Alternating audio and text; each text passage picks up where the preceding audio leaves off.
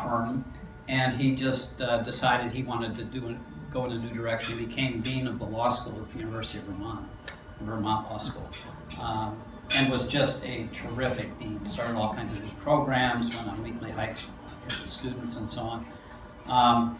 And 7 or 8 years after doing this, he came, or I guess you don't contract it, but he had lymphoma. Fought it hard for a couple of years, had to step down as dean. And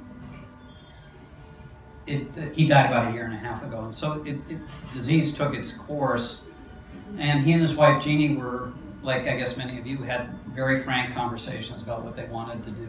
And so at some point, even though the doctors were still pushing to do more, they decided it was time to do less medically, and they had a little farm in southern Vermont, and they decided that they were going to spend what time Jeff had left at the farm, and he let go of the medical stuff. I mean, and when I say let go of the medical stuff, not even thermometers. I mean, he was going on hikes, he was talking to people, ended up writing a little bit of a memoir.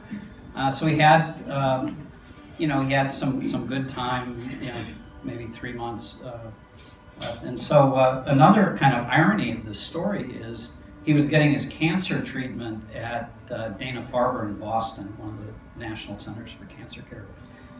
And there's an author, I don't know how many of you know him, Atul Gawande. He's a surgeon and author, writes articles for the New Yorker. Some people say he's a better writer than he is a surgeon. Well, that's a high standard because he's a terrific writer. And he wrote a book called Being Mortal, which some of you may have heard. Dr. Gawande practices at the Brigham and Women's Hospital, which Dana-Farber is attached to.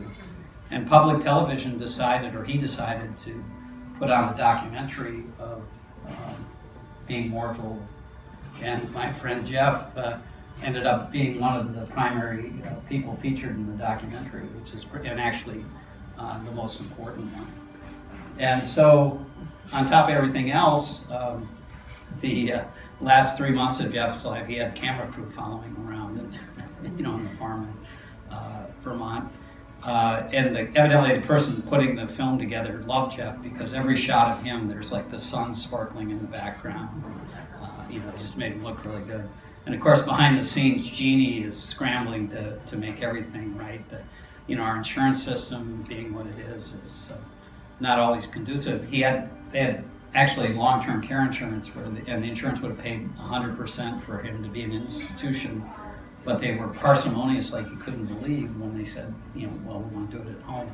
So even though it costs much less money, so there's this story of Jeannie in the middle of the night going to a town in Vermont and secretly getting a high-quality hospital bed that they just gave her because they couldn't figure out how to get a good bed on the system, and hiring caregivers and so on. So it was really her effort. And Jeannie at Jeff's memorial service actually said his death was a gift, which was really pretty remarkable, but it was.